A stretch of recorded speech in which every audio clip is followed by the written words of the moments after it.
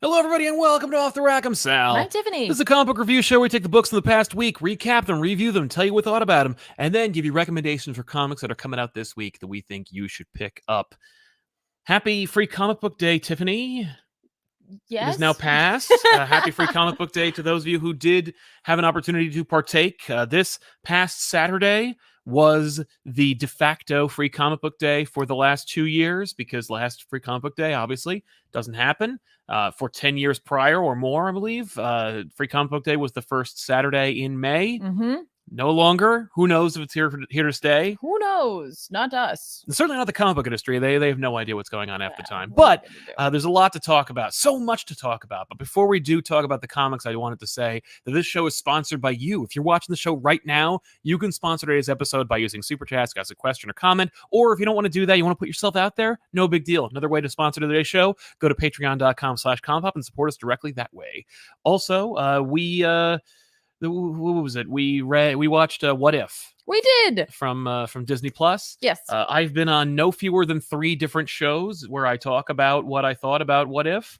I'm happy to share my thoughts, but I'd rather hear what you thought about What If. What's your like? What's my like? You know, if you're on the fence one way or another, got 30 seconds to pitch it. Yeah. I say I loved it, and it's probably one of my favorite Disney Plus shows so far. And it's only 1 episode. What? And I know that people are like, it's 30 minutes, it's just First Avenger again. And it's like, yeah, first of all, I love First Avenger. Secondly, I love Peggy Carter. Third, I love Haley Atwell. Fourth, 30-minute version of First Avenger. Actually, kind of a brilliant way to condense the whole movie and also pitch the premise. Yeah. Which we talked about, I think, in some other way. It's also really funny, too, because it's just like, not that I like First Avenger quite a bit. So it's not my favorite MCU movie, but it's certainly enjoy it because it's time period. Yeah. I like that kind of thing. Mm-hmm. But like it's just funny. It's like, oh, you could have told it in 30 minutes. You're right. You could have done the whole damn thing, except that it takes what you know for granted, right? Like it does that amazing thing where it shows you the set pieces, but it also knows that you know who all these people are. And I really enjoyed it quite a bit. I knew it was only 30 minutes because I saw that. Yeah. Next to the title. Mm-hmm. It's a cartoon. Not all cartoons are over 30 minutes. Usually you only get 22 minutes. Yeah. So you just get like 8 more minutes or however long it is. I don't know. Mm-hmm. I really enjoyed the fact that this was their launching point. Not only because it's like, listen, technically Iron Man was a launching point for the MCU, but like historically speaking, if you look at like the chronology, if you're watching on Disney Plus, like then Cap is, First Avenger is, so that's pretty brilliant. It's also something that's like there's something familiar to it. There's something, you know, irregardless of how you like, if you don't care about Captain America, a lot of people like war stuff. Yeah. And so it's like, even if it's a superhero thing, they may be more willing to take a shot at it or give it a try. Also, it's really easy to explain kind of the sides. Mm-hmm. You know, like if you're just someone new to this, like some kid sitting down, like, oh, what's going on? It's the bad guys or the good guys. Right. You're done. Like you have some context for it. Mm-hmm. Again, because it's a movie that we all know. Yeah. It's really easy to hit the beats. Right. It makes people who are fans of just the MCU feel like they're on the inside for once. Mm-hmm. They're like, oh my gosh, I know what they're referencing. Yeah. Or, oh my gosh, I understand why that like is anything. Right. So they had that feeling. And then for us, it's very much the same thing. And instead of taking it as like a quote unquote like missed opportunity, which I don't think it is at all, take it as like a really nice launching point for a show that is just fun. Like it's okay to just have fun. Everything doesn't have to be some deep dive constantly. It can just be something lighthearted, fun, and something that we as fans of, you know, whether it be the comic books, whether it be the MCU, can come together on and just enjoy on the same playing field. That's true. I saw some contention going on in the Star Wars world because apparently after the after season 2's Mandalorian big reveal, people are basically that it's kind of spoiled people on Star Wars now, where like every Star Wars show has to end with like a big cameo, and something ended recently and it didn't have a big cameo and people were like, it's ruined. Right. And it's like, not everything has to have like a big set. Like it doesn't have to be a big springboard for the next thing. It doesn't have to have a big cameo. It doesn't matter. It's just kind of like, just enjoy it for what it is. Yeah. You know, like on one hand, with Mandalorian, I was kind of like, oh no, is it so and so? I don't want to spoil it in case you haven't seen Mandalorian, but like on the other hand, I'm like, I hope it is, because it makes the most sense for it to be this, and it would be kind of awesome to see if they were able to pull it off. Right. But yeah, with What If, I think what's funny is with What If and Marvel, like they're just gonna do that anyway. Like no matter what, there's gonna be a big thing. Sure. Loki ended with the same thing, where it was like, oh, is it gonna be a big thing? Yeah, here's the big thing, and here's the new status quo and new villain. And it's like, oh, has cool. to be a big thing. Yeah. I found myself enjoying the art style, something I didn't expect, because I'm not necessarily a huge fan always of CG being utilized in animation, often because it's done lazily. If it's done in a like I don't want to animate a car. Yeah, CG car. You can do that, but like if you hide it, yes, good on you. Right. Good on you. Like, we haven't seen it yet, but there's that preview of Uzumaki out there. Yes. Apparently very heavily CG. And I think it looks good. Okay. I mean it's such a specific art style. It's a preview though. Right. So it's like, who knows? Yeah. But if you can do it, go for it. If you make it fit and you do it caringly and lovingly. Now, with this, they were like highlighting it. Mm-hmm. And I have an issue with that. You know, recently I've gone through the Telltale Batman games, and like it has that Telltale look feel and feel, yeah, kind of to it. Telltale, Borderlands. Mm-hmm. Like there's something about it there. However, I think it's also distinctly Disney. I mean, you know, say what you will about the company back in the day, like their animation team, along with people around the world. Look, everyone was developing animation differently throughout the world, but the Disney effect definitely had an impact on animation overall, on the idea of a cartoon as a full, like, feature-length movie. Yep.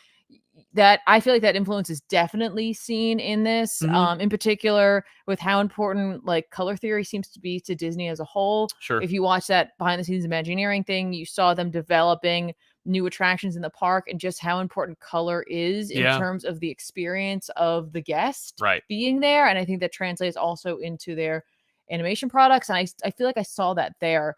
Especially when it came to like some of those backgrounds, but overall just color palettes for scenes I thought were really well selected. I was kind of skimming through it right before we started. I love the lighting effect. There is a moment, I think it's like around like 21 minutes, 30 seconds in, where they go to the castle thing, right? It's like there for like a second or so, but that shot, like that exterior shot of the building that they're about to siege, it's just a Disney shot, right? You know, it's like it's nighttime, you know, the hills and the mountains and like the castle itself are in these like beautiful, deep, cool tones, right? And the heart of it, there must be a courtyard in this castle. You know that. Why do you know that? Because there's this beautiful orange glow coming out of the center of it, beckoning you forward. I'm like, yeah, that's Disney. Cool. That's Disney right there. So really like the look of it. Love the voice acting in it. Yep. Just fun. It was just fun. Yeah. It's a fun time. Speculation, what Captain Carter fights at the end and allows her to be preserved in terms of age so that she can be propelled into the future or the present. I've heard that people are calling it, spoilers, by the way, I don't want to ruin it for you, but people are saying it's the creature that the Guardians fight in Guardians of the Galaxy 2. Despite the fact that it has a completely different color, and it's a what if, so it could be a what if version of it, right? And going into space probably wouldn't preserve her age. But thoughts? I mean, I know you pitched Shumagorath. I'd rather it be Shumagorath than you. I didn't think that. How about this? I didn't think it was anything in particular. Sure. Like, was Hydra some kind of Lovecraftian beast? Yeah, like he doesn't bother to name it, and he doesn't bother to name it, nor do we see anything necessarily distinguishing marks on it to indicate it, as much as it's just like he found this thing and he went for it. But for me, I'm like, they don't know his name. Like, it's a great little tease for when inevitably Shumagorath does enter the MCU. It's a fun little like, oh man, if things had gone differently in Captain America: The First Avenger, we would have met Shumagorath that early. It's going to be really funny if they ever decide to do that, because we just got off of Starro. Yeah, it's going to look pretty derivative. It's going to be like, oh, sure, you know, we have a big one-eyed thing. It's got more arms, though. It's got more arms, and it doesn't have miniature versions of itself. And he's been around for a while, technically, so... Yeah, you can fight with him in a Marvel vs. Capcom game. It's great. What a weird choice. And he's little there. Yeah, he is little. It's really weird. He shrunk himself down. He really wanted to be a part of it. Yeah, he's just a big fan of fighting games. He doesn't care about you or existence, but he also loves fighting. He's a big fan of Street Fighter. Yeah, exactly. But yeah, so also quick shout out. Is Ryu here? Quick shout out to the comic shops that we visited on Free Comic Book Day, because if you're not familiar, of course, Free Comic Book Day is a day where Diamond Distribution and local comic book stores come together to put out free editions of specially made comic books that are there as a gateway drug to get people in, so they'll pay for comic books. Most comic shops worth their salt will also do a special sale. Some of them do. Most of them do. I'm shocked to see that some of them didn't, but no derision there. I'm just pointing out that, in past years, every shop I went to had some kind of crazy sale. Some shops didn't do that this year. Whatever, no judgment. All right. Hey, it was a rough. It was a rough year. Back. It was a rough year. Yes, but one of the shops we went to, Zap Comics in Wayne, New Jersey, had 50% off most. I'm not upset. Most things in the store. No. When it came to comics, pretty much everything. I'm more upset at the false information I received. I know that was my fault from a host on this show. Look, what do you want from me? But the point is, 50% off a lot of stuff. We got a ton of trades. We got a bunch of comics, and I'm very happy by that. It allowed me to get that a bunch of things. 50% off was insane. Yeah. Well, and you looked around the store and you're like, wow. Yeah. Like they basically probably sold a year's worth of product in less than 10 hours. Yeah, and it wasn't just, any new floppies. No. Like their back issues collections, their collections of packs of older story issues, arcs, trades, and then their manga also. Yeah. 50% off. Yeah. And so I grabbed. I have all of the Sailor Moon manga, manga size, but I've just randomly picking up the big Eternal versions of it. So I got 3 of those for 50% off. It's pretty amazing. It's like buy one get one free. I could have gotten 4, but I was like, I should have a little bit of self-control. I spent less money this time than I have in previous Free Comic Book Days. Yeah. Probably because we only went to the 2 stores. The other store we went to was Dewey's Comic City in Dover, New Jersey, which is also a part of the Joe Kubert School of Art. Yes. Which you can go to if you want to learn how to be a comic book artist, or you could just, You can also just take classes. Just take classes there. Yeah, it's if you if you just want to take a drawing class or a figure drawing class, they offer those. But they were doing a special kind of impromptu con kind of deal where there were almost a dozen different creators out there. They were this is their first con. Yeah. In a bit. So it was kind of a nice soft opening to con season. Exactly. We'll see how that goes. We'll see how that happens. It was cute though. Obviously they had students there. Yep. Students and pros. And pros mixing together. And we got a sketch here from an upcoming artist named Liam, who I saw his Spider-Man and I said, I have to have it. Well, interestingly enough, at Dewey's, they were also offering free sketches that everyone across the board, save one creator, was offering free sketches. Yes. And Liam was also offering free sketches. Now, but the other thing was commissions. So maybe they were doing free sketches and the commissions were different. Maybe. Yeah. I don't believe it, but yes. But we made sure to get Liam a tip because he deserved it. Yeah, no, he made his first art sale. That's right. Look at that. So that's going up in the studio somewhere. I love this thing. I love the Spider-Man so much. Yeah. And no, we did not get down to Comic Fortress. We did not. And I know they were having a big sale and I really wanted to get down there and I just didn't get a chance to. We just didn't have time. It just ran out of time. Day got away from us. Plus, I didn't want to commit everybody to having burgers, which we really wanted to do. We should have just done that. We should have. Yeah. But no, we had a good time. We did have a nice time. I'm glad. Yes. It all worked out. So a few people in the super chats here. Brian Rowland says, great video on Substack, even though I don't know a single person who would pay for it or has ever heard of it. Thanks for the great content and info. Thank you, Brian, for always being here. We really appreciate it. Yes. If you're not sure what Brian's talking about, well, we made a special video talking about the Substack comics situation that has been facilitated by creators like Nick Spencer, Jonathan Hickman, James Tynan IV, and more. Scotty Young, Chip Zdarsky, Scott Snyder, so many. And we made this whole comprehensive video where we just kind of get into it and talk about it a little bit, which you can find here on this channel, ComicPop Returns, which you should subscribe to and give us a like if you have a chance. So that's a video that you can check out after this one. Yes. But yeah, just some guy with a mustache. Which Free Comic Book Day comics did you guys pick up? I picked up the manga one from Viz because, it's me. Story about an overworked office worker who's happy it's a zombie apocalypse. Fun. Yeah, that actually sounds like a solid manga premise, honestly. But I picked up some and I thought I might have had that, but I didn't see it in the pile. Maybe I didn't look hard enough. No, I didn't see it either. But I picked up a few, the obvious ones. I got Spider-Man, I got Batman, and I got Avengers, because the Avengers one is showing you Ryan Otley, who is now drawing Hulk. We got the new status quo for Spider-Man, the new status quo for Venom or Dylan, and the new Batman book, which kind of gives you an introduction to the new story arc by soon-to-be-out James Tynion IV, and whatever his plans are. I believe, by the way, him leaving DC wholesale, number one, is an outlier. Most of the creators aren't doing that. Number two, he is doing it later on so that Fear State, the big Batman event, is still going to happen, and it's still going to be facilitated by the original creator. Right. And it's not going to be like Justice League Dark, where he just throws it away and lets Ram V try to figure it out from where he is. This is going to be a whole handled situation where whatever James Tynion IV's vision for Batman was, you're going to get. Okay. And I'm going to skip it because I read Batman Free Comic Book Day. And I couldn't care less about what's happening in this book. I will say that the Jorge Jimenez art is phenomenal, as per usual. His art is, of course, impeccable, to quote Batman Dark Knight Strikes Again. But it's Batman fighting Scarecrow. By the way, most of these Free Comic Book Day books are fun because they also include a bunch of different things. Like, it's not just the main event. Yes. You also get a backup that tells you something else.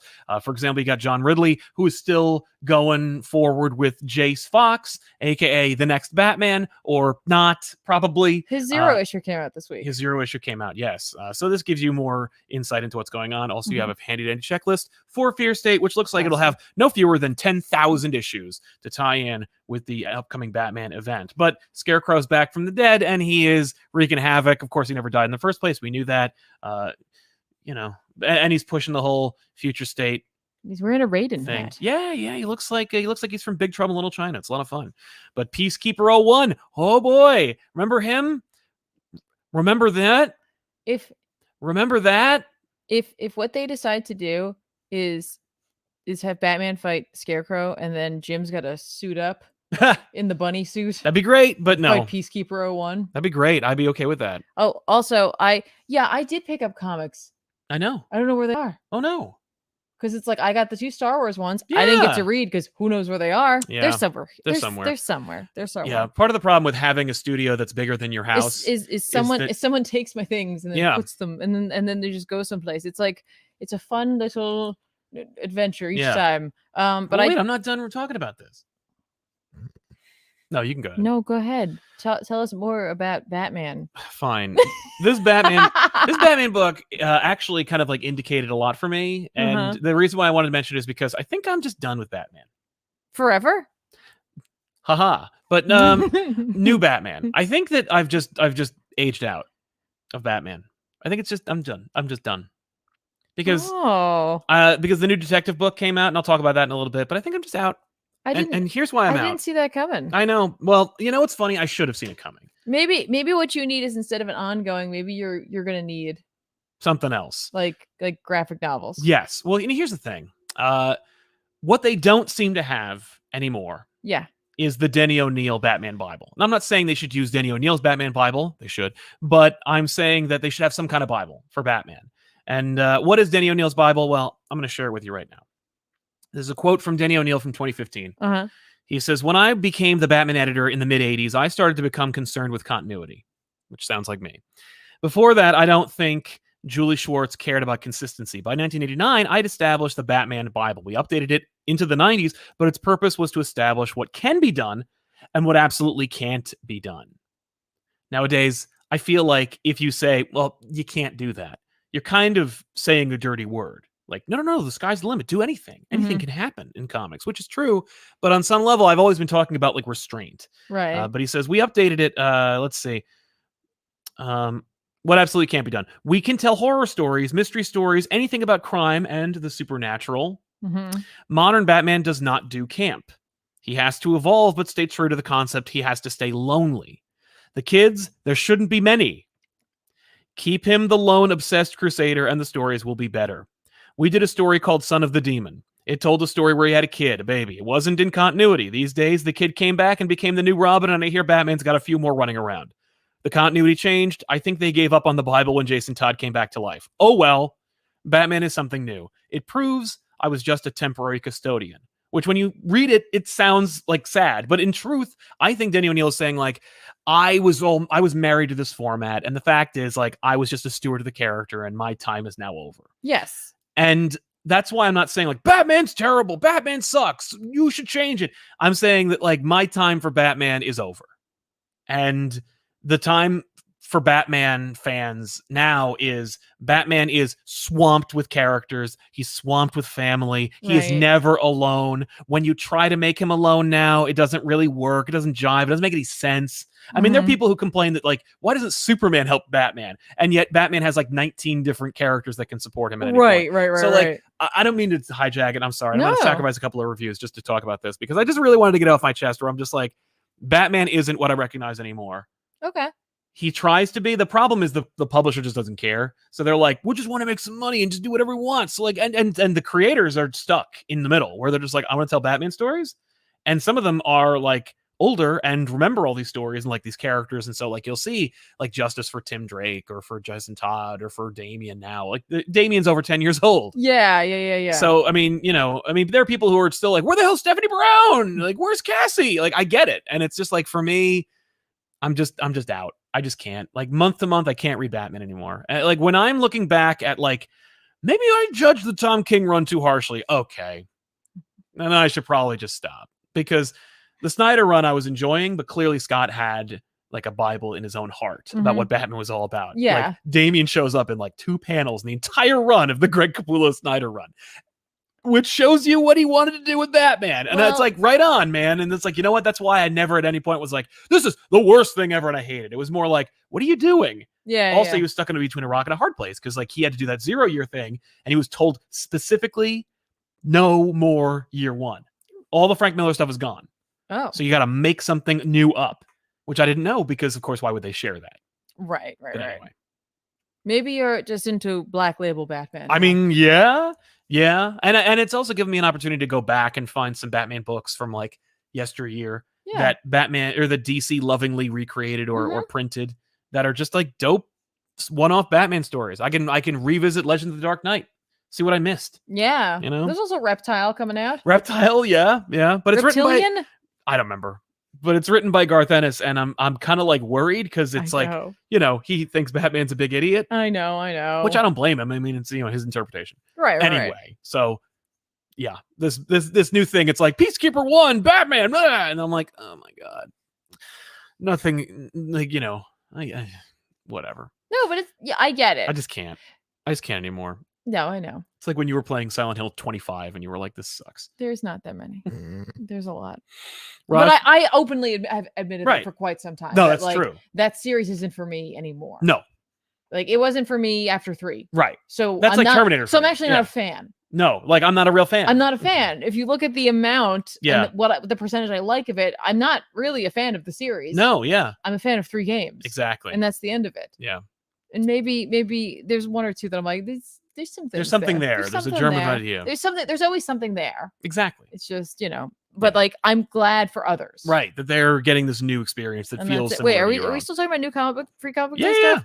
Also, hopefully, if you're a Something Is Killing the Children fan, hopefully you grabbed your Enter the House of Slaughter. I just had it as slot. Yeah. There for a second. This one there's nothing else in this. It's just good. It's just like an intro issue. That's kind cool. Of thing. I love this. Oh. Yeah, that's my jam right there. Is it written by James Tynion IV? Yeah, this Good. is. It's a spin-off series. I know it's a spin-off series, but it's a spin-off series. That's cool that he's handling it. Yeah, I think he is. I hope it's not going to be shipped off into someone else because a lot of names on there. Yeah. Anyway, so hooray for that. I also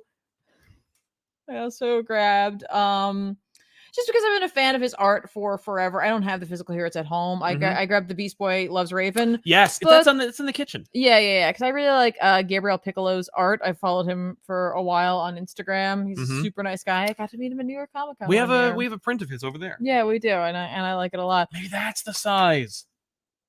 Oh, that's it. Oh, that is it. That's it. That's the one. I've been redecorating my little office space at home. Sal and I share our spare. We have a spare bedroom. We have 1 spare bedroom out of the 3 rooms we have. And that room, and when I say 3 rooms, I don't mean 3 bedrooms. I mean 3 rooms in the house. But one of them we turned into basically a home office because it has to be. It has to. Where else we're going to put anything? But on my side of the wall, I finally put up more of the art that I had, and I had this frame that I couldn't figure out why I bought it, but I knew I bought it with intent. With intent. That's what it was. I also grabbed the Suicide Squad King Shark. Oh, how is that? I didn't get a chance to read it yet. I enjoyed it. All right. No, I did not really enjoy it. It's fine. It's literally like doing its own thing, but it's also like, hey, did you like the movie? Because like Weasel's in the foreground of a panel. He's not in the book. It's fine. Yeah. The word shark comes up a lot. No, somebody in one of the panels, the phrase like, so I can use my deuce dropping missiles comes up. Oh. I was like, all right, I don't think this is for me.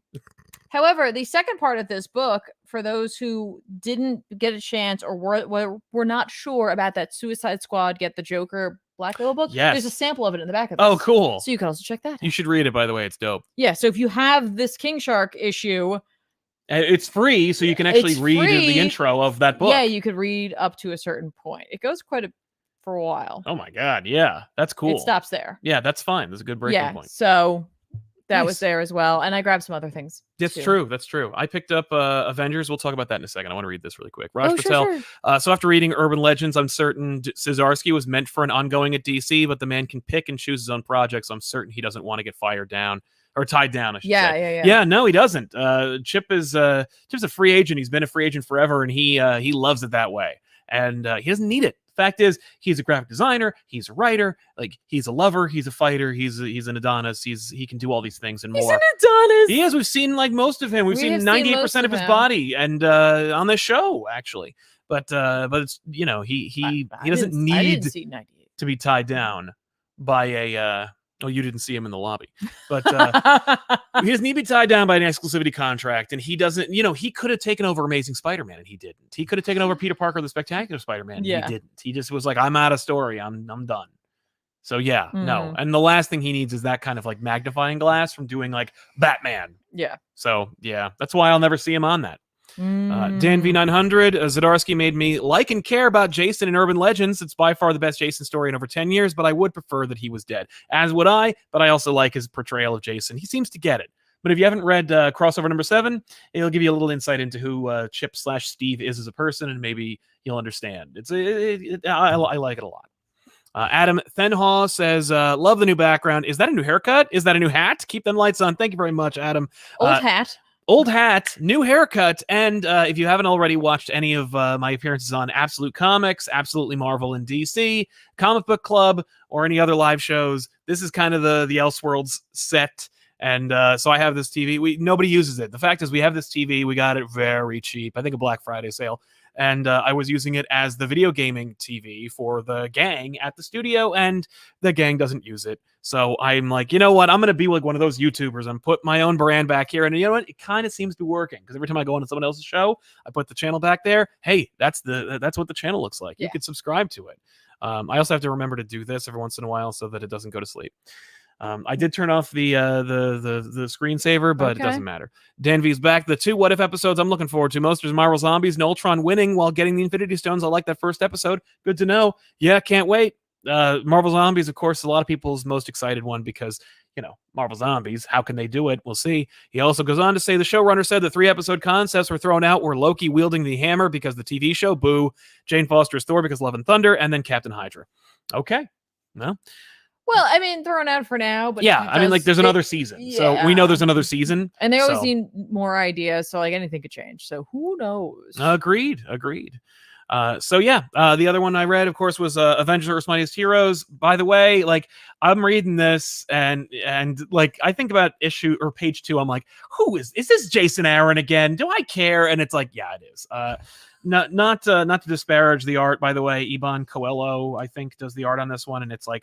It's really fun. It's really cool. And the idea is that, like, there's like interdimensional Avengers, and there's an interdimensional Cabal, and like it's. By the time I got to more Infinity Warps, I just got so angry because I was like, I opt not to read Avengers books. I choose not to read them. I'm like, it's not for me. I assume people like it. Although anybody who ever shares an opinion about the Avengers book that's been going on for the last year has said they don't like it, but like I'm certain the book, he hasn't been fired. They fired Tom King. Like They would fire him if he was tanking the book. So Okay. people are reading it and they're enjoying it. Yeah, Fair enough. But I picked this up for free and I regret getting it. But then you got the new Hulk book, and it's very silly. Did I see MODOK? You did. Yeah, Hulk fights MODOK. At first you think it's an unfair fight, but then he becomes Godok or Godos. Yeah, Godos, where he gets into a mech suit and then he smashes Hulk. He's one letter away from being an actual threat. Yeah. Or a potato. He looks like a potato. Anyway, Hulk smashes him and he's stealing tech so that he can make his own spaceship and leave. It's like, you know what? It's like Hulk is going, you know what? My problem is I'm just not back in space. I need to get the hell back in space. That's when things were really going well for me. So it's going to be Operation Smashtronaut for Hulk. And I was like, right, Hulk books. And it's fun. It's genuinely fun and interesting if you love Hulk, I guess. It's doing that thing that I appreciate, which is just like it uses a space font. Yeah, it does. Yeah, Space Hulk. I know. But I'm like, right on. You know what? Hulk's like doing his thing, and you know, the reality is, if you want to sell Hulk, you got to do something. Well, it is Donny different. Cates. Yeah, that's right. It is Donny Cates. So yeah, it's fun. You know what? It's worth picking up. It's totally worth it if you get it for free. And it's a fun little insight. Like if you were like, what is Donny Cates' Hulk going to be like? I think it's going to be very indulgent. What did you think of the art? Oh, the art's fine. You know, it's Ryan Otley. It's not bad. I think I like it better than the Spider-Man book. Oh, I mean, like he's clearly having more fun. Who's coloring this? It should be on the last page. But no, it's just that team part. Oh, okay. That's it. Well, my only thing is like I can't get too excited because like I don't expect him to be on the book very long.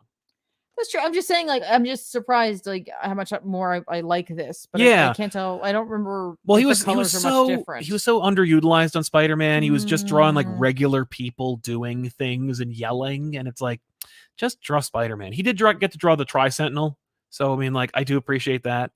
But you know, I don't know. What am I looking at here? Oh, you're looking at a new team of villains that are hodgepodges of other villains. Is that the Ghost Goblin? That they don't say the names, but I'm assuming that the names are self-explanatory. Okay. Yes, Ghost Goblin. Okay, you can keep going. I'm sorry. Is it Spider-Man 2099, but Venom? It's Venom 2099. Okay. Which is an actual character. Okay. And Madame Maska's death? Yeah, so or it just could be. Anyway, again, I'm sorry. Aussie nerd, I'm in lockdown.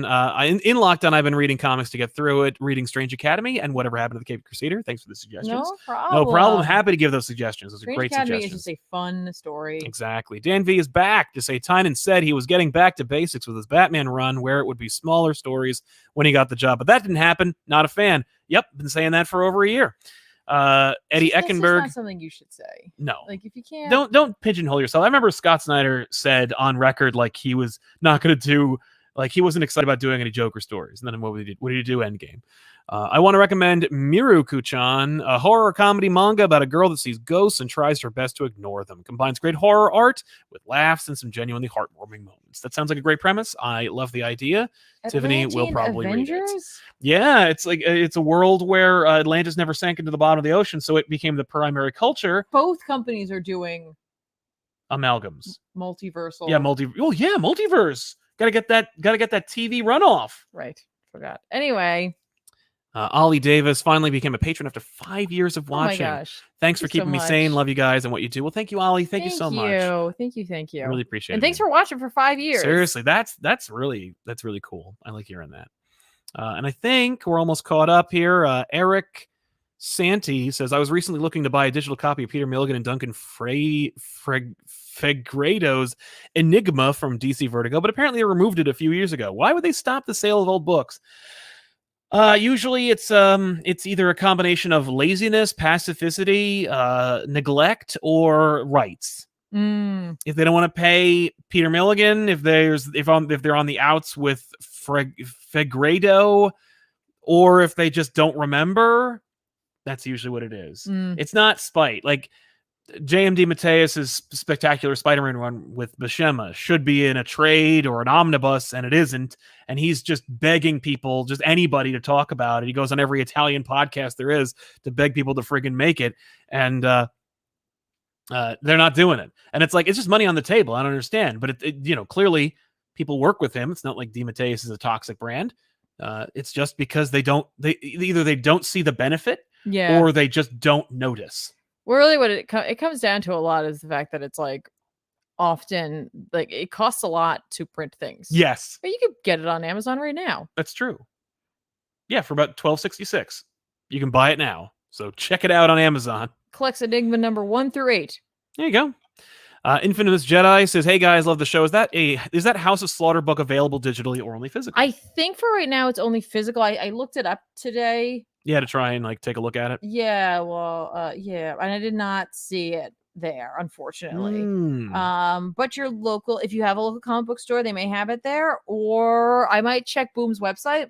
Yeah, see if they're going to be doing anything with it. That's fair. But sometimes they give them like a week after. Some of them they like are up on Comixology right now, but some of them they'll wait a little bit and then you'll see them up. So I would check again. Okay. But it's not up digitally right now, at least not on Comixology. But I'd either try Boom. And some of them are, aren't they? Yeah, I was only a few of them, but not all of them. Right. It's weird. Yeah. But I would check Boom, see if there's any other way to get a hold of one. If your comic book store either doesn't have it or you don't have access to a local comic book store. Right.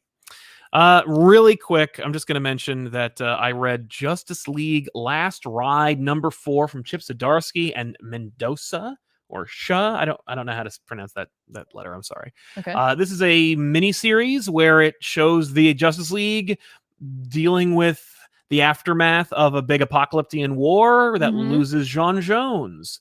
It's a fun idea because like you could probably argue you could kill Jean at any point and not really affect the DC universe, but he's like the heart. Excuse me, how are they going to communicate with each other?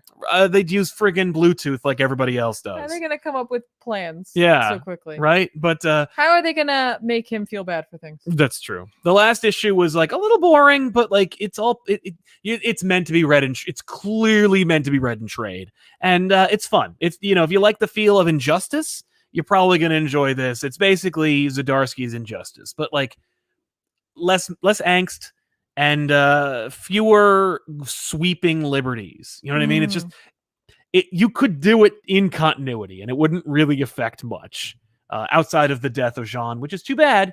But you could probably get things back to normal. It reminds me more of like Deceased. It's actually like it's more like Justice League Deceased. Okay. But yeah, Justice League Last Ride, I recommend it. This issue in particular was more fun than the last one, and it's ramping to conclusion.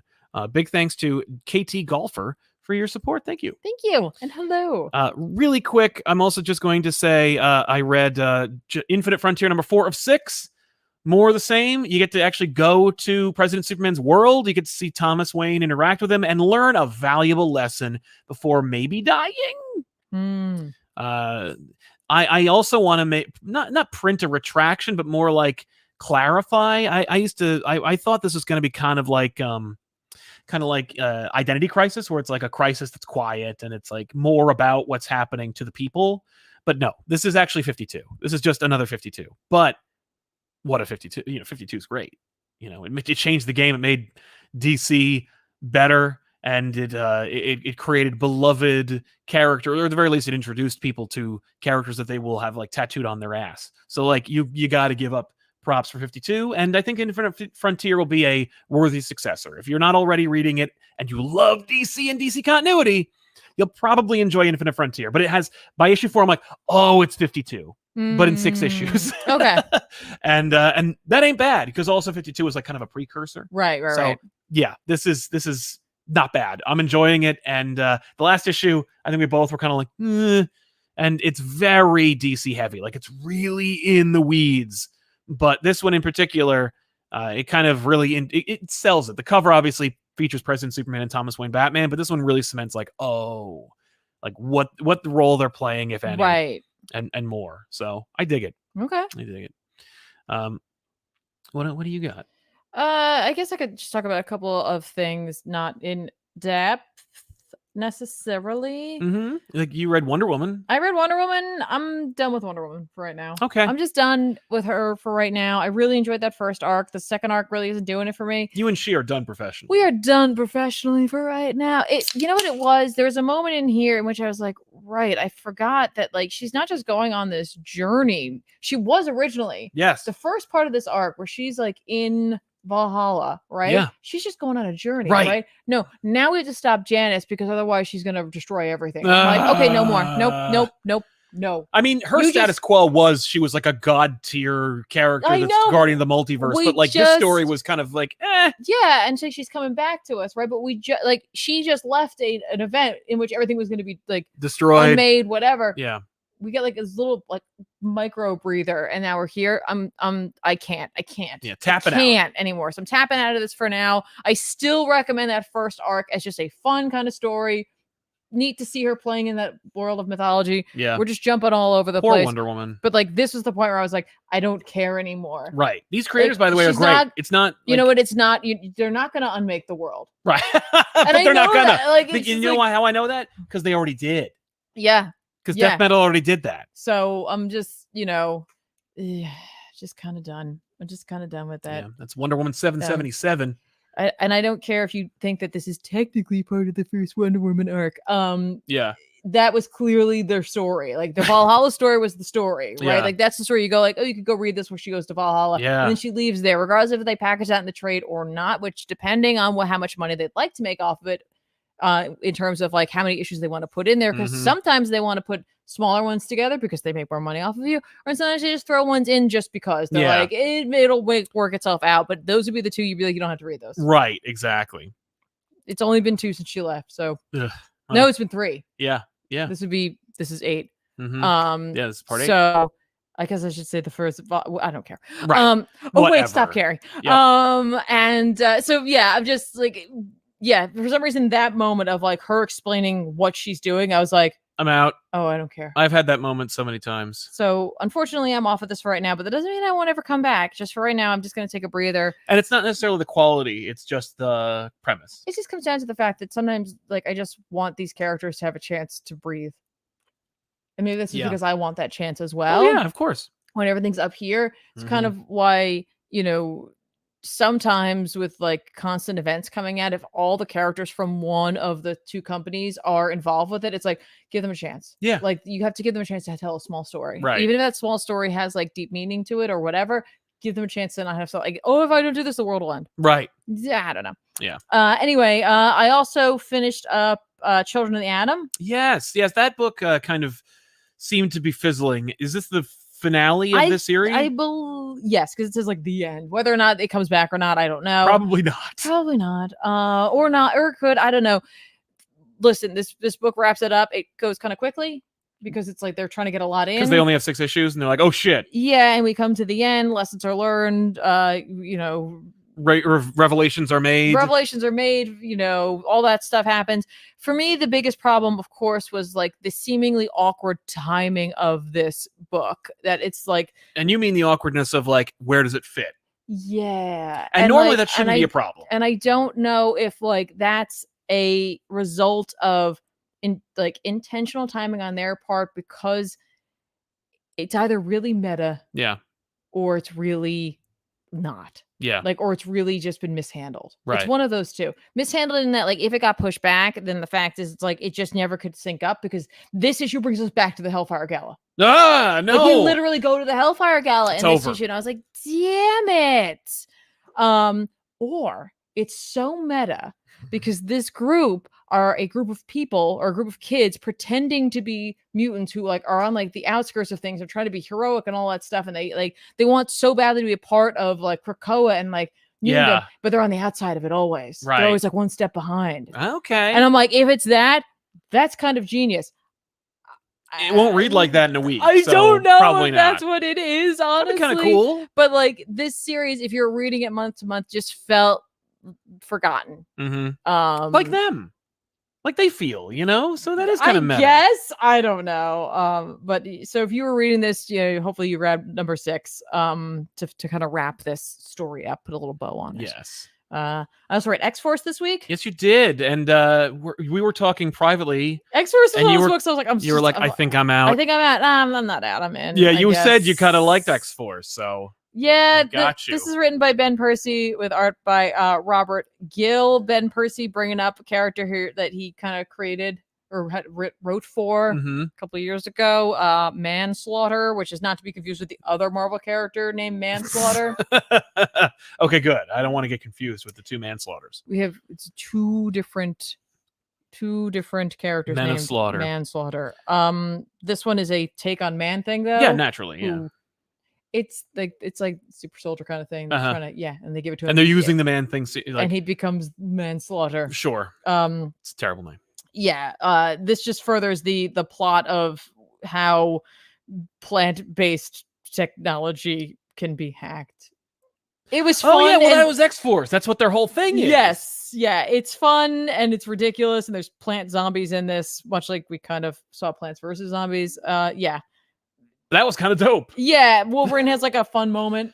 Yeah. Like, or a nice moment where like he's like trying to like commiserate with Manslaughter, where he's just like, listen, I know how it feels to be alone. Be a monster and alone. Yeah, and like Manslaughter's like, I know where to find you, and you know where to find me now. And that's it. It's a fine issue. Yeah. Like, right. You see more of Beast being a dick, and I'm like, good. I'm to the point where I'm like, I really hope they messed up and they did bring back Dark Beast. It's Dark Beast. Like somehow it's Dark Beast. It's so great. I desperately hope that, just because like he's just being such a wretch. Yeah, and it's like, man, no, Beast has been a monster, like a true monster, for 20 years. Yeah. Like there are people who are reading X-Men regularly who have never read a book where Beast is a hero. Yeah, and like and that honestly sucks, but like I'm hoping in this like New Age of Krakoa that they can somehow be like, oh, they did this, or like when they brought him back, or like maybe not brought him back, but like maybe when he evolved. Yeah, like during Bendis's run when he became Ape Beast. Right, or maybe they did like, or maybe Dark Beast just switched places with him and then evolved. I don't know, but I want it to be that so badly because it's like, well, I don't know. They had the opportunity. I think it's just the new status quo for Beast. Yeah, he's just a monster. Because like in this, like they're like talking to Manslaughter, right? They bring him to Krakoa. He wants to talk to Krakoa. Okay. Itself, which I was like, that's kind of cool. Yeah, right? yeah. But before they do that, Beast is like, oh, I have a theory. Hang on. And he just takes a knife and just cuts his fingers off. He's like, no, hang on. Right, and then they grow back. And no, they make little versions of him. Oh. They start running around, and he's just like fascinating. And I'm like, all I can hear is the X-Men animated series version of Beast, who would never do that. Right, saying that, it's just such a weird juxtaposition. Yeah, and it's weird that they want to like capitalize on the nostalgia of the recollection and fondness for the X-Men from the animated series, while also making it unrecognizable. Yeah. So fair enough. But X-Force is at least kind of fun and well written. Yeah, no, it is. It's doing its thing out there. That's cool. So still there. Yeah. I like to check in with these books because it's like you never know where like the next, like anything will like pull a thread into like what's coming. Because Inferno is coming, people. That's true. We're all gonna burn up in the Inferno. On its way. The Burnferno.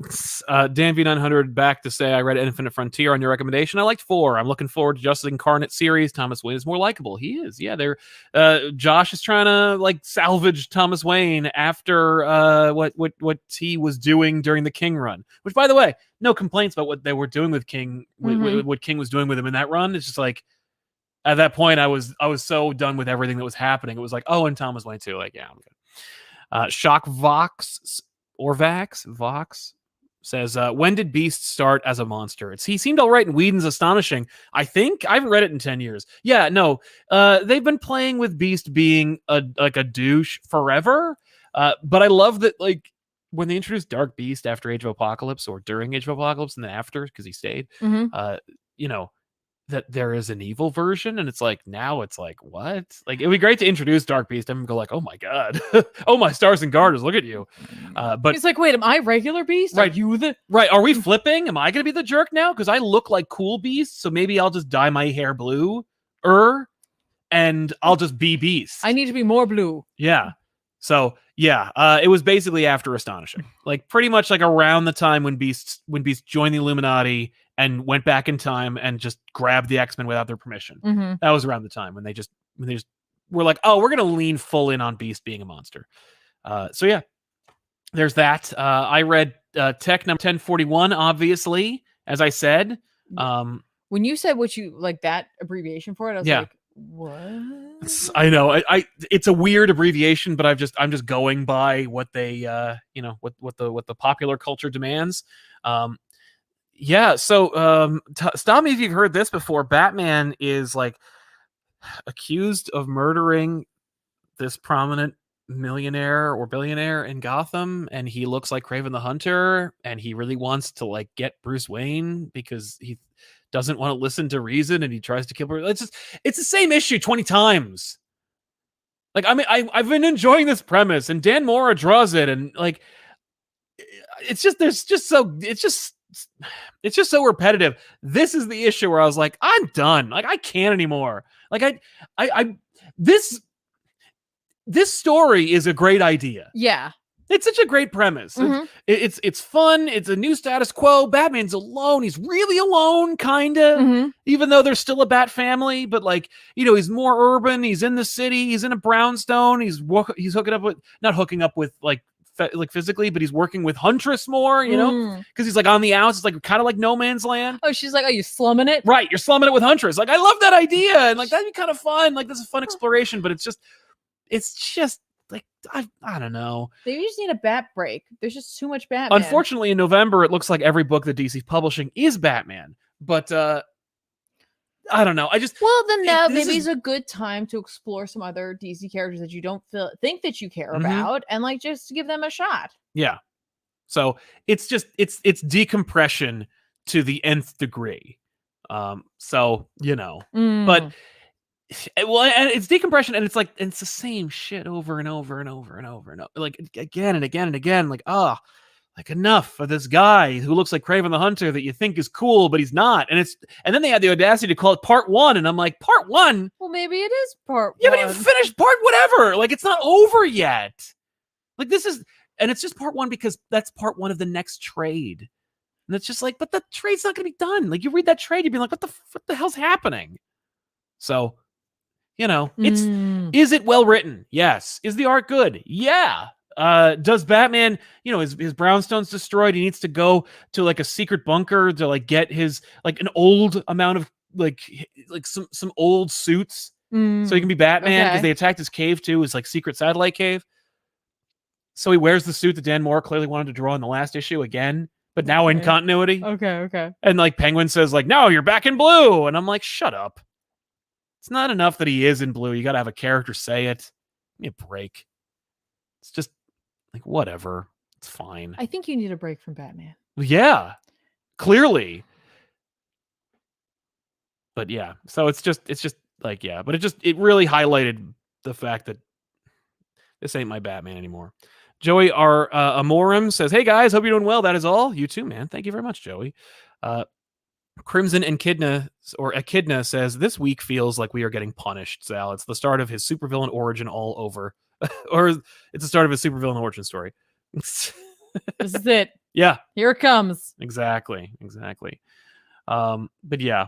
So I read a couple other things. Let's hear it, because I have another thing to talk about, and then I got 2 more books, and then that's that. Okay. I don't know why. I read Oh, yeah. Avengers Tech on Avengers, #1. Yes. By Jim Zub, with art by Jeffrey Chamba Cruz. Awesome. I don't know why.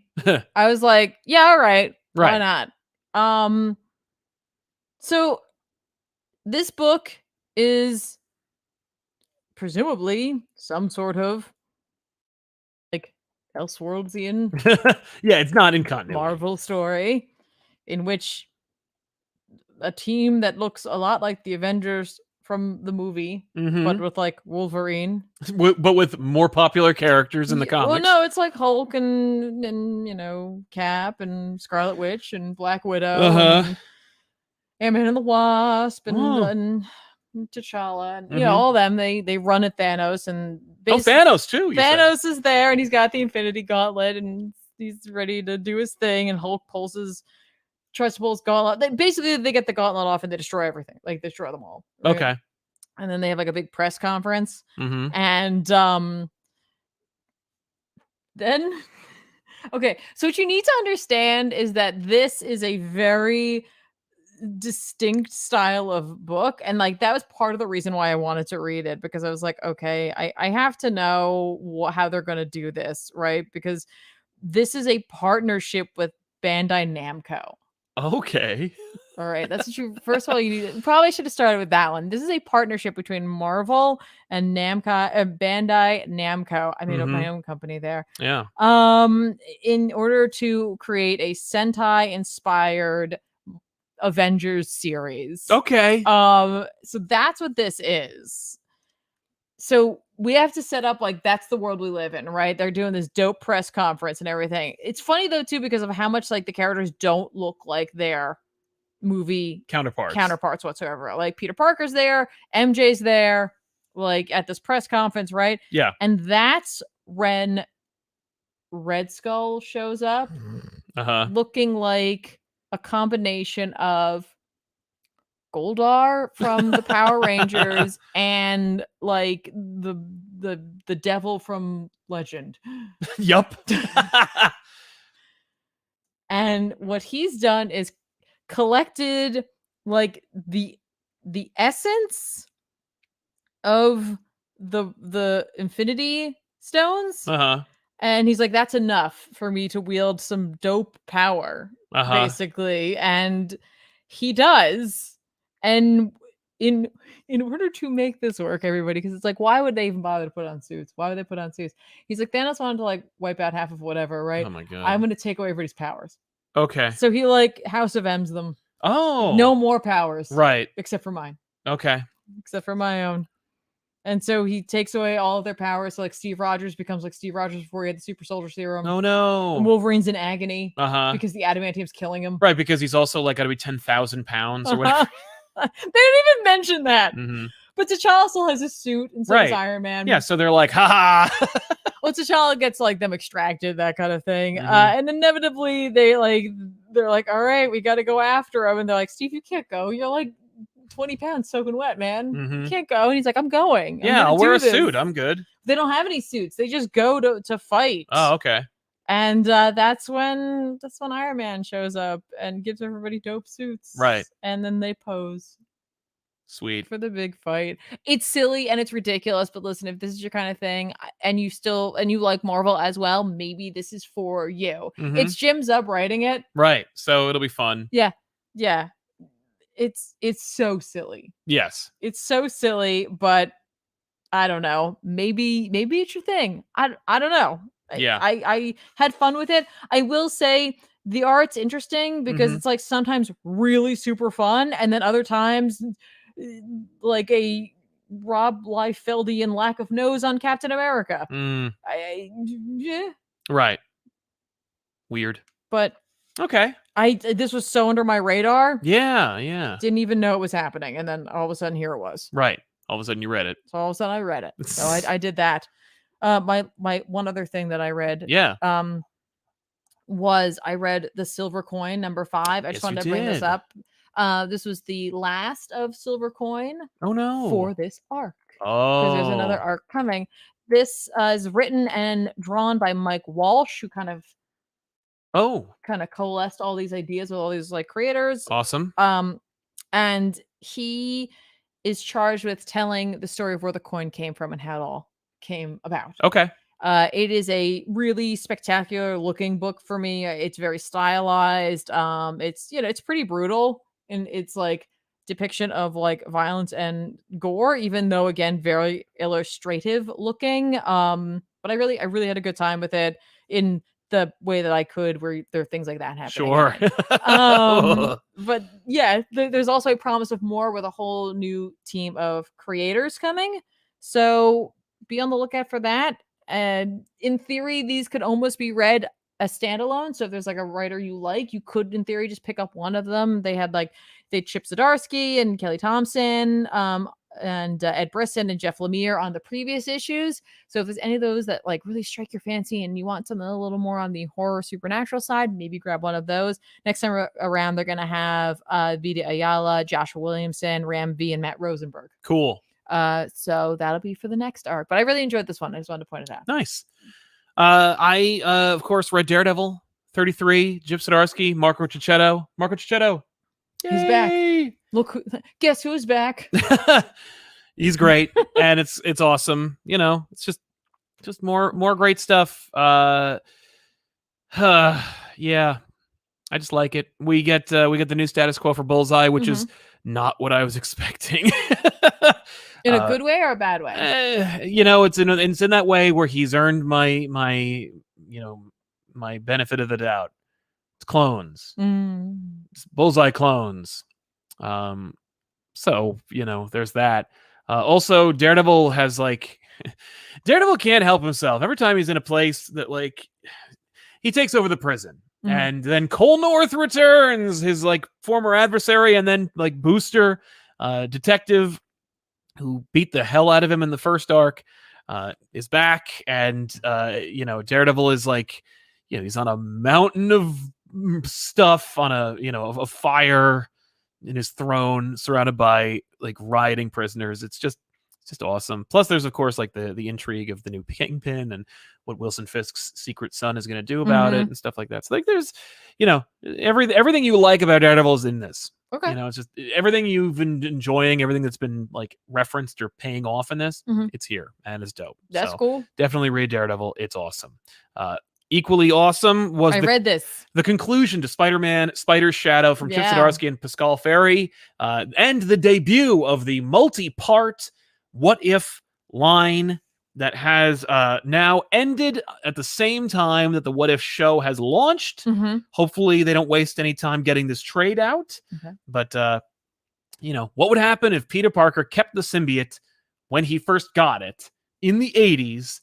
And Zdarsky read those books, so he remembers to use all those characters appropriately. These last two issues were great. Weren't they great? I like the whole series, but I really felt like these last two issues, it was almost like it wasn't enough. It was enough. It was 5 issues, but it's still more. You could do more. And I'm glad he didn't get more because every time there's a twist and turn, I'm like, oh, here's where it could all go wrong. And that's the thing about What If, when it's good, when it works, you don't know what could happen. Anything could happen. Yeah. So I'm like, oh God. Yeah. Here we go. Chip gets it, man. He knows what to do. He does. It's also smart of him to suggest they do larger runs on What If as opposed to just the one shots, because the one shots are fun and they can be dopey or whatever, but they spend so much time having to set up the new rules to the twist that happens in a What If that there's no time to develop any sort of story, whereas this had a little room to breathe. Yep. And I think that's what where some of its strength comes from. Yes. From the climactic battle between the Marvel Universe and Spider-Man to the last page reveal of the new status quo for this character. Oh my gosh. You and it's an homage. This Chip Zdarsky, this son of a bitch manages to take a character that I thought he hated from his stupid Duck book. That is apparently great. The Duck book really was amazing. Sets you down the wrong path. Well, listen, this dude, and it's one of those things where I'm like, I am so glad he's not doing a main book, because it's one of those things where it's you know who got Peter Parker for a long time until he had the book forever? Dan Slott. And this is one of those things where I'm like, Zdarsky just pops in, tells a definitive Spider-Man story, and then disappears like Spider-Man himself, just swings in, saves the day, and then leaves. Yeah. That's what this book is. Just gets it. Yeah, this was honestly spectacular. Yeah. And makes you and he's so smart, with Life Story, when he had the Craven story and then tied it in with Venom, and you're like, what? And if you are just reading it to read it, and then it happens for the first time, it gets in your chest and blasts your rib cage open. That's what this does. And spiders pour out. Yeah, and then spiders blast out. You got to drink their venom and whatever. But it's a cool Spider-Man story. It uses continuity better than some other books that are supposed to be in continuity. And then he freaking does a hat trick that reminds you of the first the first What If book. He's a writer. Yeah. Yeah. And does it seamlessly. So Spider Shadow, pick it up. It's great. For sure. I forgot something. Yeah, me too. So go ahead. Take it away. I read The Defenders this week. Yay, Defenders. Defenders #1. Which Why would they do this? They put a big poster in the middle of it that I can't ever have. Because you'll destroy the book. It's a Max Brooks. Oh, Mark Brooks, yeah. Mark Brooks. X-Men poster. Yes, I'm sure they'll make that available. I know they have, but I'll get you it. I know where to get them. It's gonna be huge. This is like a good size. Yeah. This is written by Al Ewing with art by Javier Rodriguez. The story is great. It's setting a lot of stuff up. It's definitely going to dump you into the deep end here. So prepare yourself, but don't worry because Al's not going to let you go in there without a floaty device. Like you'll be fine. Okay. Like he'll float you on through and you won't have a problem. The real hero here though, is Javier. The art is, I mean, like it's so good. The art is so good in this, and like in a way I didn't expect, and I'm not sure why I didn't expect it. Sure. The cover, I believe, is also done by Javier. Sure. So, I saw this and I was like, that's cool looking. Yeah, right. It's cool looking. You were not hyped. You were like, oh, cool, this looks great. Now Ewing, yay. But like, you weren't like, oh. And then I got to page 1. And page 1, I was like, okay. Oh. We're good. I'd say his art is like a combination. For me, it feels like a combo of, if you know Trad Moore's work, but also Ditko. It's like, I mean, and Trad Moore's already on the Ditko side. Yes. But like, he's a little, like, this is a little more Ditko. For sure. It's just it's a sight to behold. Yeah. Panel layouts are great. The colorist, who I don't know who it is off the top of my head, is fantastic. These folks can work together for forever. Yeah. I think it might just be him. It is. Oh my gosh, that's why it looks so good. Anyway, the story is, it's Dr. Strange's got to get the Defenders together. Sure. He's got to get the Defenders together. Because he's visited. Well, first of all, he's doing a tarot reading, which I was like, this is so funny that we're getting more tarot. Like and it makes sense for this character, but there's also part of it that assumes that Dr. Strange hates the tarot. Right. He's like, this, like I know it's real and I know I have to abide by it, but just get out of here. Masked Raider shows up. They have like a brief fight. Yeah. And then they have a chat over tea in which you get a little backstory on the Masked Raider. Yep, because Al Ewing knows nobody read Incoming. Yep, they're like, hey. Or whatever that book was. No, Marvel 1000. Yes, a lot of Marvel 1000 is in fact referenced in this. In fact, like including Korvac. Okay. Referenced as well. Yep. That's part of the whole thing because, Masked Raider has got this thing with the Enclave. There's one guy left from the Enclave. He's got to get him, but he can't. And then when he finally finds this dude, I love this use of CMYK here. So cool. So cool looking. Oh, that's awesome. So beautiful looking. Guys using time magic.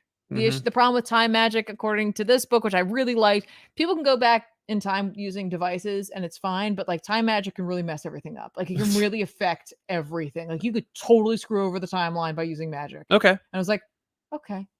I'm down for that. Yeah. If you're using a time device, I'm sure you could probably influence something that happens, but not in the same way that magic can influence time. I was like, neat. Yeah. So what does the Masked Raider do? He shoots the book, which kind of makes a disaster. Sure. He doesn't know where he went. And so the key here is that Strange's got to get a team together. So he uses the tarot in which to do that. I love the fact that the tarot makes a DNA strand. Yep. He realizes he's the magician. All the cards he pulls are reversed, which often have negative connotation or a negative read on the card. Yep. He draws forth the Silver Surfer to come. Silver Surfer's like, dude, what are you summoning me in for? Right. We doing this? He's like, hey, he's one of the Defenders. He's one of the first. Yeah. We're going to have a nice time. Cool. He summons Harpy. Right. Subbing for the Hulk. Yep. Which like a lot of folk are like, what? Who? Betty Banner. Yep. We're talking about Spider-Man, so Betty Brant is in my head. Yeah. Betty Banner. Betty Ross, but yeah. No, it's Betty Banner. I know, I'm just saying, but like normally it's Betty Ross. Yeah, but she's not. She's divorced, but I guess that's her name. But so she shows up, and then the final one is a cloud entity, Cloud, who is super powerful, and Strange is like, normally I would have a lot more involved with summoning this individual, but they need to take form, and it comes in like it's a sun essentially in his house, and he's like, I've killed us all. So he uses magic, which he realizes is going to have a cost, and so Yep. We get a lot of that. Listen, now that that's a thing, that's Mhm. never not going to be a thing, Yeah. right? I love this image of all the like a whole bunch of iterations of Doctor Strange in this, Oh, yeah. which is dope because then you see him with the many arms, which are like those different iterations of him. Yes. I'm like, that's really fun. Him forming Cloud ends up like sending them in a rift to where they, I guess, either need to be or just where they end up. And Mhm. where they end up is essentially at the sixth infinity, as right before like Galactus would be. Oh, And so we okay. meet like Galactus's mom is there. Oh. And so is the Omnimax. Okay. And so we're obviously we're going to be getting a little bit of insight or bit of business into either Galactus just in general and how he came to be more so, or how he ended up picking his outfit. Because I don't know if you noticed how he looks like him. how much Omnimax looks like Galactus. yes, yeah. or Galactus looks like Omnimax. Right. So we'll see how Galen's doing there. But fun read. Yeah. Fun read. Ewing knows his stuff. Ewing likes space as well. Yep. And he likes magic. So we're getting a little bit of everything here. But the art is perfectly suited to this book. Yay. Perfectly suited to these characters. Mhm. Perfectly suited to not only showing you like sci-fi space tech and like big ridiculous like splash pages, like seeing Omnimax for the first time. Yeah. But also for that magic, like Right. for magic itself. Looks dope. Really enjoying it. Defenders. Please write more. Yeah, make more Defenders. Please make more. Thank you very much. Jay says Keaton's murder Batman from '89 excites me rather than the main one. At least he's consistent. He is consistent, or at least he is because he's cemented in time. Dan V. Tiffany, I thought you were describing Avengers Mech Strike, honestly, until you mentioned that Thanos thing. That miniseries just ended. At least space them out. Yeah. Well, I don't know. I don't know much about Mech Strikes. I don't know if they had a partnership or anything, but I have a feeling the Bandai thing probably is going to play into either toys or statues or no doubt. something. I don't know. Girk Pectus, I had extremely low expectations of Batman '89 #1, was still shocked by how horrible it is. I hate the Burton movies, but they deserve better than this. Interesting interpretation. I have heard some interesting thoughts. We're going to talk about that in a second. Okay. Just some guy. Sorry I didn't jump in during What If, but so I think you two are with me on this. Josh Keaton, he's right there in the booth. We know we're getting Spider-Man. Should they do it? Yeah, they should. If Tom's not going to do it, which he isn't, and Josh Keaton played young Steve, so he's not going to be in it anymore. Yeah, make him Spider-Man. It would also be great to have him redub all the Ultimate Spider-Man episodes, or at the very least, redub him in the Earth's Mightiest Heroes 2 episodes where he appears, where he already did the audio, because Drake Bell is toxic garbage, and so you can bring him back without any problem.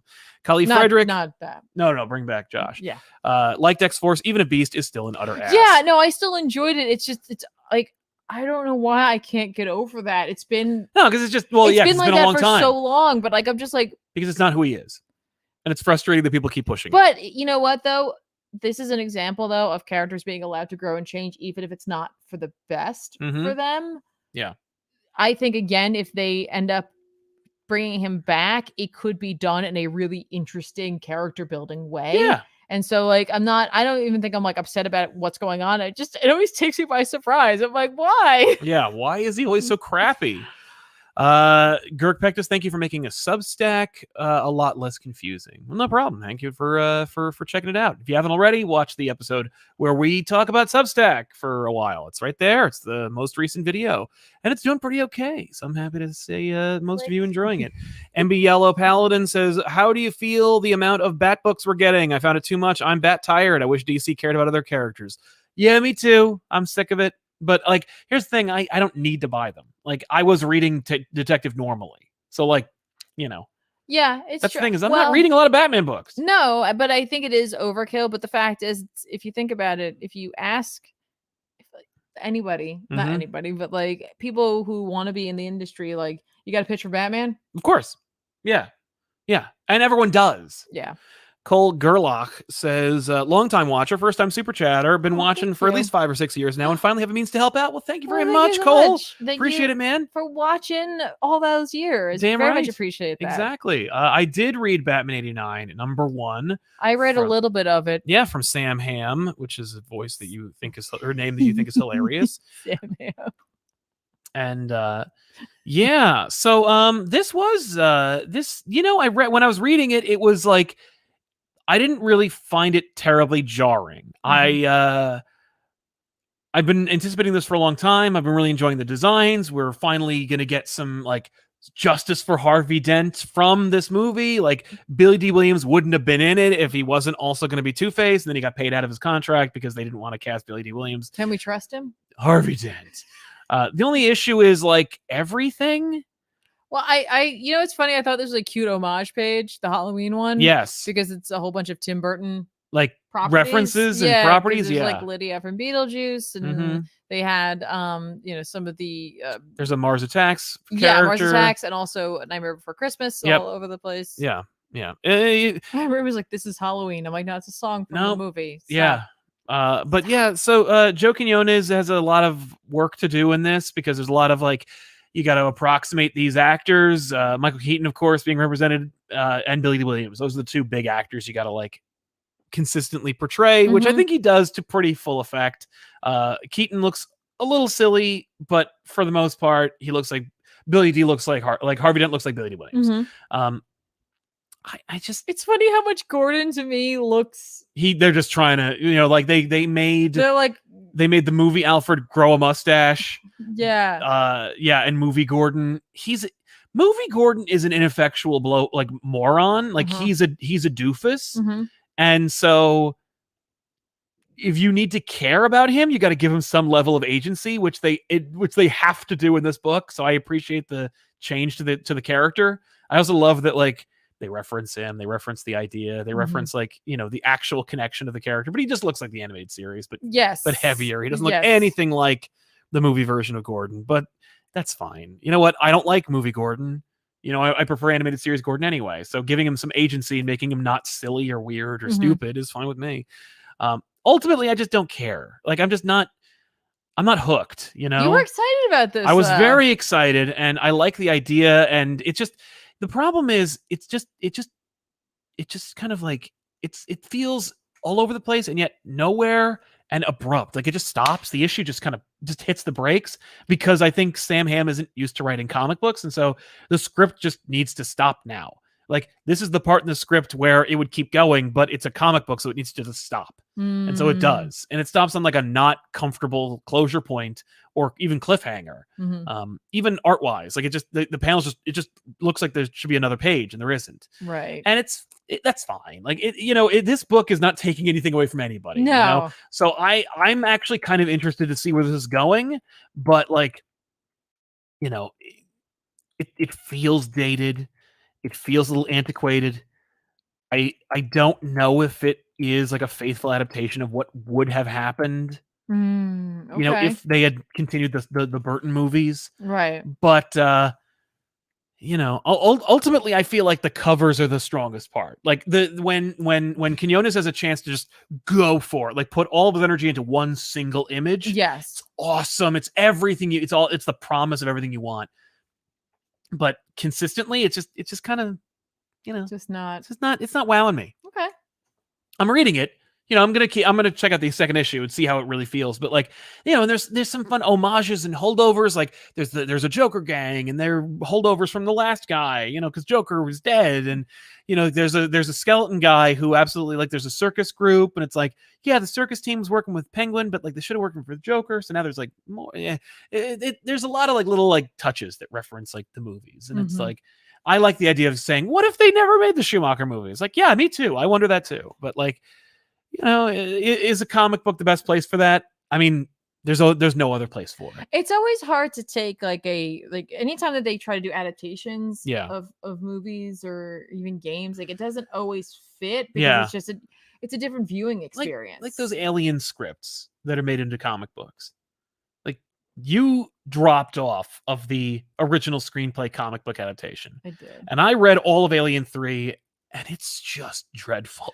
Well, I think what the problem is, it's like typically when you take a comic, especially depending on its length, they have to add more to it to make it fit for whatever other like place it's going. Right, because it would feel weird if it was just like an action sequence with no dialogue. Or it's too short. Like there's not enough content. Absolutely. So then when you go the other way, though, it feels like they have to take things out, which maybe you needed. Yeah. Girk Pectus, every time Sentinel/Nimrod show up, I question why has Ultron never tried to control them? Where was he during Days of Future Past? I know it's a nitpick. Yeah, but it's just because Claremont didn't want to do that. He's doing an X-Men book. Nowadays, yeah, it's weird you wouldn't do that, and then they should do it. I would love to see that now. He also goes on to say 89 feels more like a POS prequel to the Flash film. Okay, well, yeah. So the last thing I want to talk about is this Spider-Man Free Comic Book Day issue because it sets up the new status quo before it's over. What? The But the event thing's going on. Yeah, right? yeah. Sinister War's still going. So we get Zeb Wells and Pat Gleason giving us this kind of little preview, this prelude into what's happening. Okay. And so Spider-Man fights Bushwhacker, and Bushwhacker, he's a D-list villain whose arms can turn into guns. We find out it's not gunfire from DC, but it's close enough. But Spider-Man defeats him. It's revealed that this Spider-Man is Ben Reilly, and that he has a team. He is not a team. It's like Gordon, Batman, where there's a foundation. Remember where the corporation was funding Gordon and giving him all this tech and stuff? That's what these people are doing. And they make a joke. Wells makes a point of having them have the Scarlet Spider suit in a Ziploc bag. And we're going to get rid of this because this is stupid. And it's yeah, of course. Wells remembers that joke. That suit was a joke back in the day. Mm-hmm.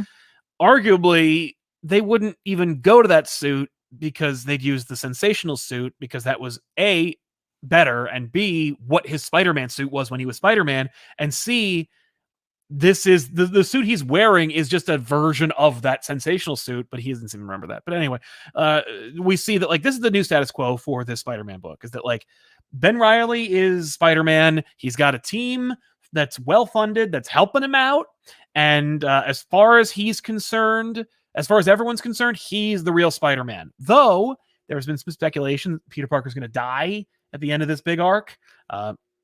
Ben Reilly muses, won't people confuse me with the real Spider-Man? And he says, as far as the Beyond Corporation is concerned, you're the real Spider-Man. So there is a Spider-Man, and they're not talking about Miles. So I think Peter will make it, or maybe that Peter's impersonating Ben. Maybe he'll leave with Mary Jane. Right, like he did California. In the 90s. Or, no, he went to Oregon, I think. Oregon. I was like, it's the West Coast. Yeah, they go to the West Coast. They go to the Pacific Northwest, and he gets a lab job. The art is great. Pat Gleason, of course, knows how to construct a scene, show you fun action.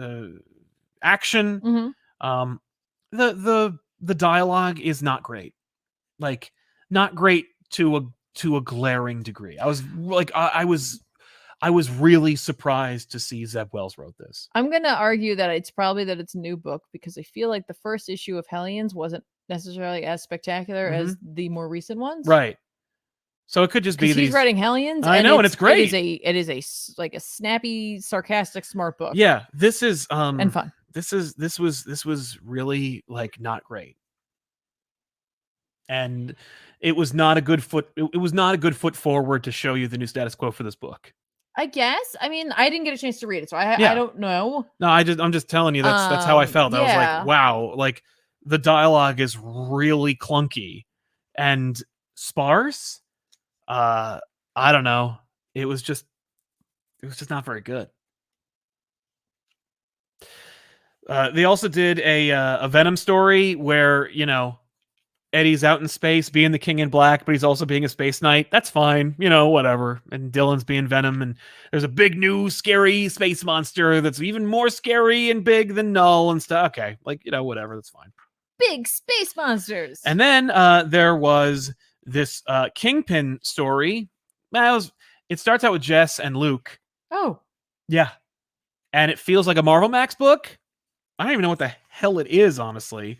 But yeah, Jess and Luke, Jess goes to her office, and Joey, someone she knows, is killed in her office, and he dies. And it's established that the Kingpin is I'm done playing. You've never seen me just unleashed.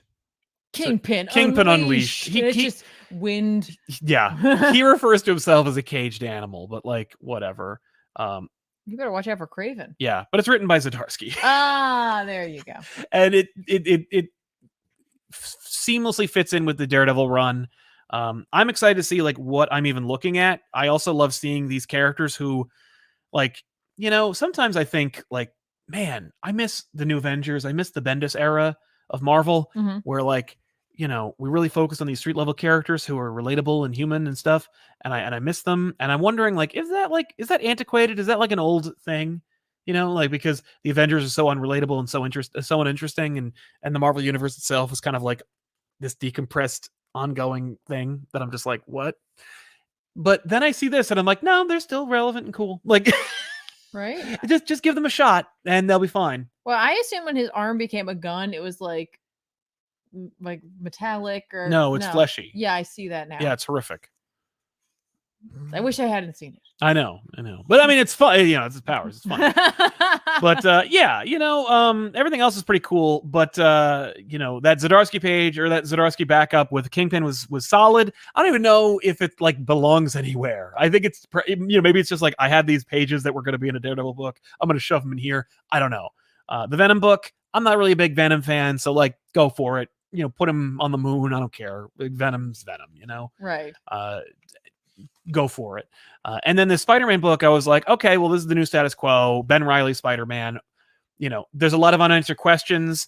It could be a big fake out. It could be Peter's impersonating Ben. It could be that like Peter and Ben are in cahoots. It could be that Ben doesn't know what's going on with Peter. Like, Ben has not been a factor since like his own series or him being in the Iron Man book where he's doing anything else. It's like not even a factor, and they're clearly not thinking about it. So I don't know. I'm just kind of like, oh, okay, so this is what it's going to feel like. It's Spider-Man super heavy. And it's like, all right, like that could be fun.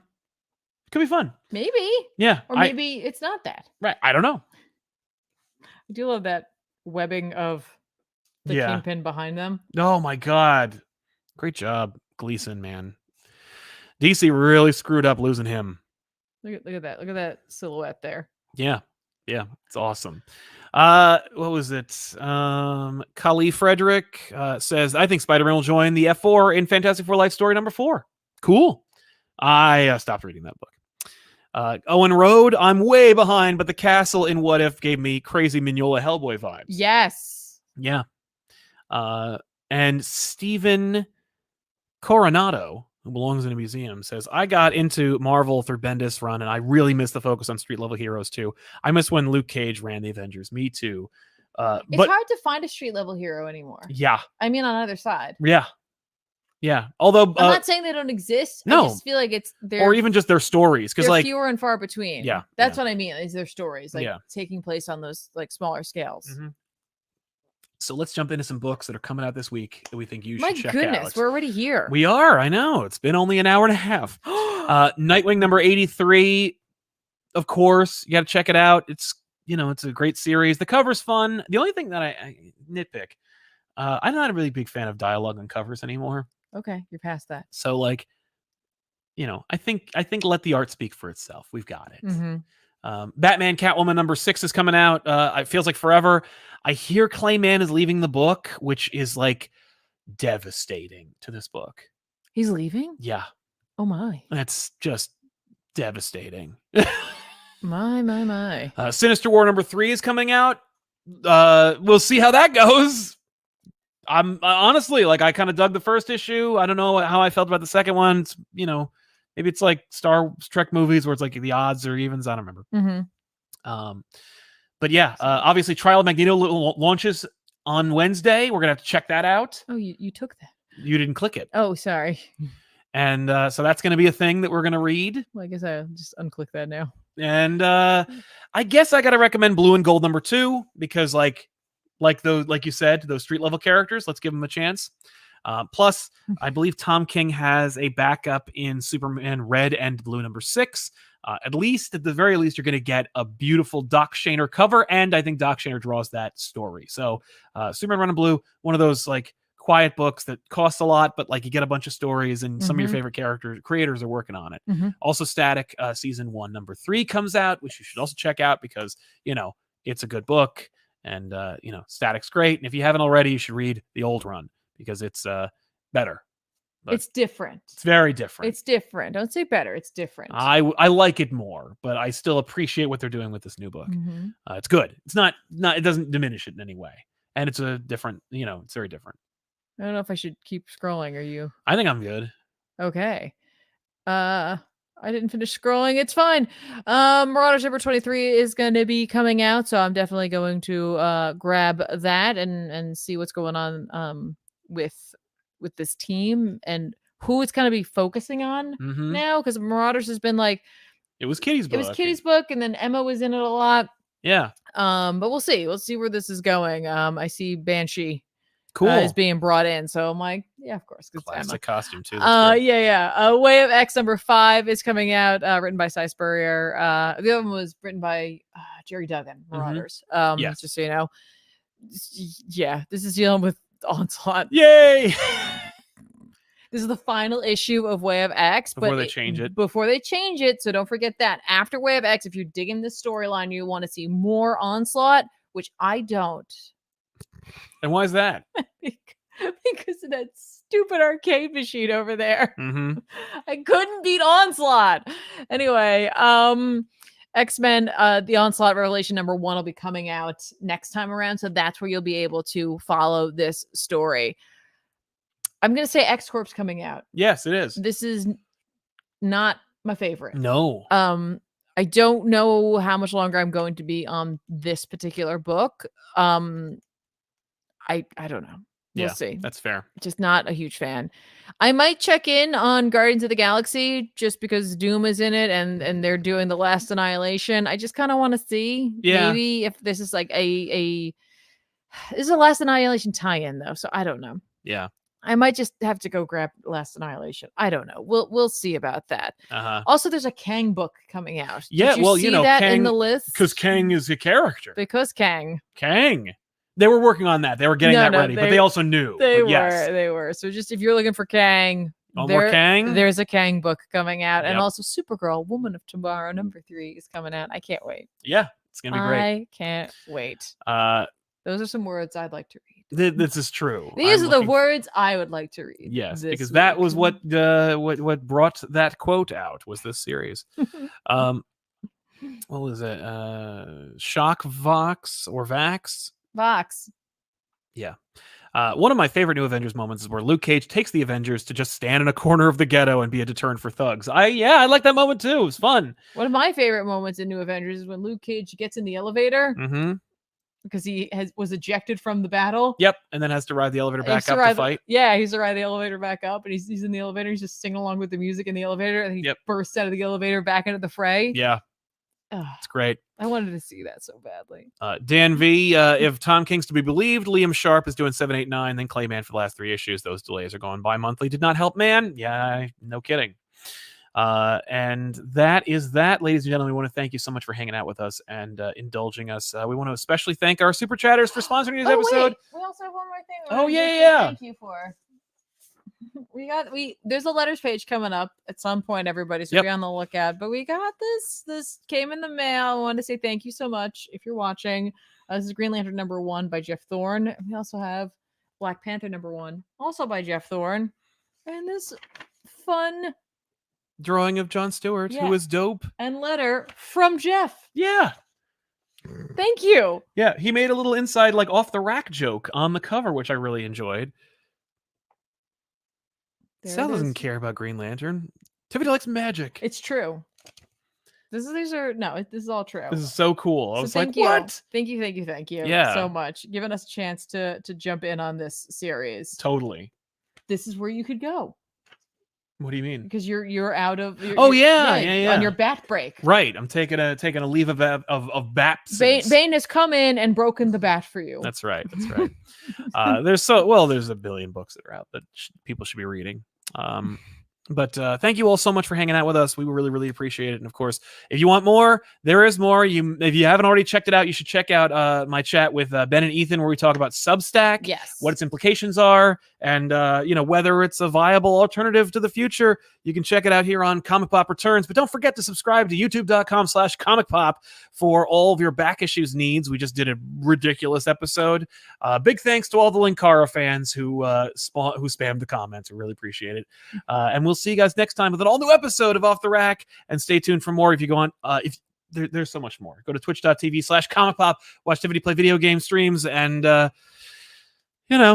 there's more.